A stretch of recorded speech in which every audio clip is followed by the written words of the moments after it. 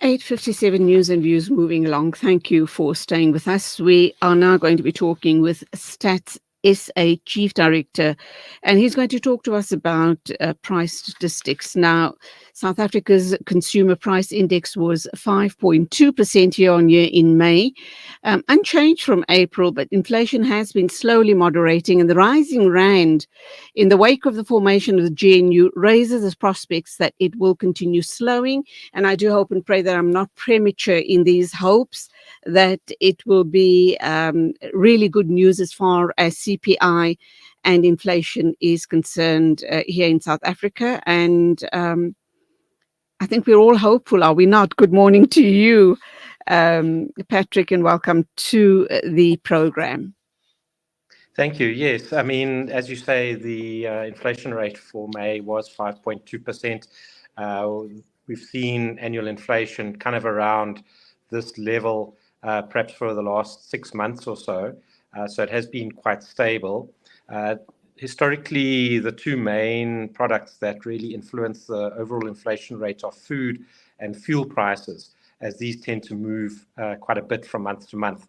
And it's certainly been encouraging that food inflation has been slowing down. It was at 4.7% in May. So that is under the overall average inflation rate, and also steady from April. We did see a bit of a tick up in fuel prices in May, but if we look forward, we know that in June, fuel prices did experience quite a big drop, and I see the forecasts for July are also a bit of a drop. So that would obviously be quite encouraging on that side.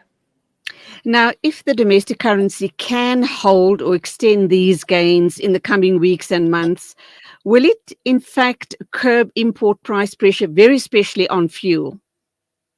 Yes, certainly. So the fuel price is determined really by two factors.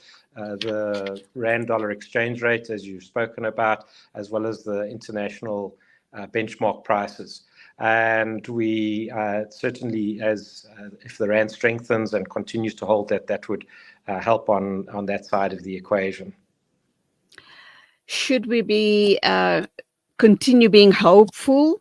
A lot also is going to depend on the formation of the cabinet after the inauguration yesterday. And if we have the right people in the right cabinet positions, that too will continue this trajectory as far as CPI, etc. is concerned. Yeah, well, look, there's lots of different factors that determine the rates of inflation. I mean, most particularly, what is the cost of goods? And then secondly, what is the kind of spending patterns and demand patterns? Obviously, monetary policy comes in and plays a significant role in trying to influence the overall level of inflation. I think, we've spoken about some of the kind of positive factors. I mean, it's not to say that it's an even picture. There's many different elements in the CPI basket. We have over 400 products that we track from month to month.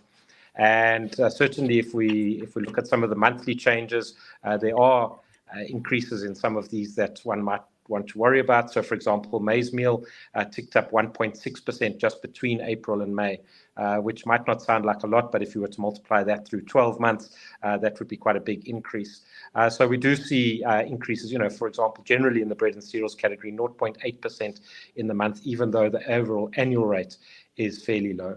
Also, if we look at the producer price index, which kind of tells us a little bit about manufacturing price increases, there are some increases in the food area as well. So CPI looks really at your food basket, but let's talk about something else that makes a huge impact on us as South Africans, very especially property owners and property buyers. I've been hearing people around me saying that pre the elections, obviously, it's not a seller's market. How do you believe that the outcomes now post-elections is going to impact on the property market?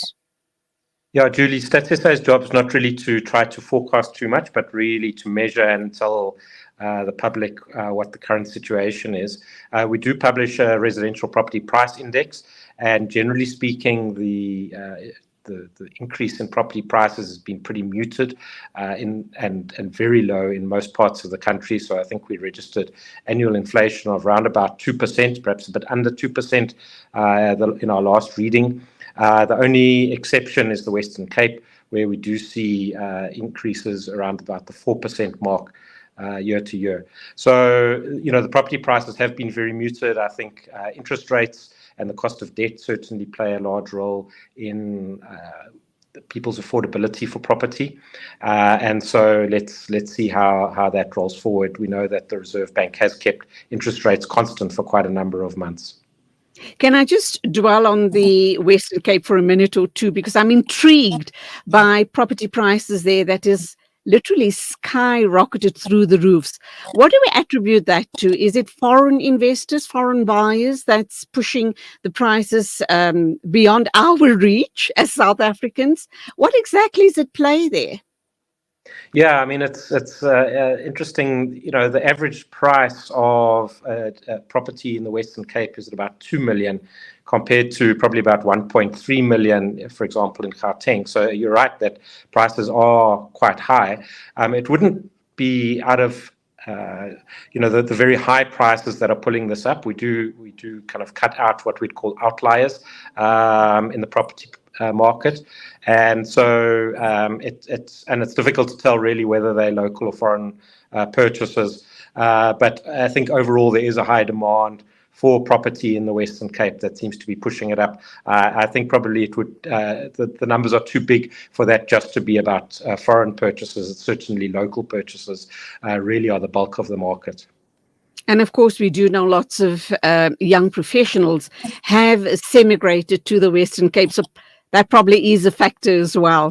So let's wrap up then. What more do we need to know regarding CPI and inflation?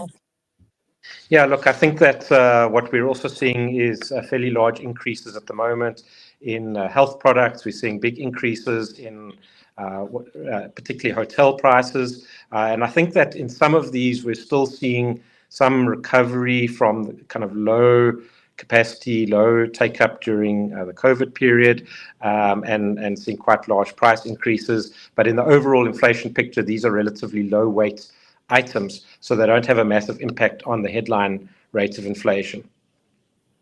Patrick Kelly, Stats SA Chief Director, responsible for price statistics. Thank you indeed for your insights on the show this morning. Go well, God thank bless. you for the opportunity, and to you as well.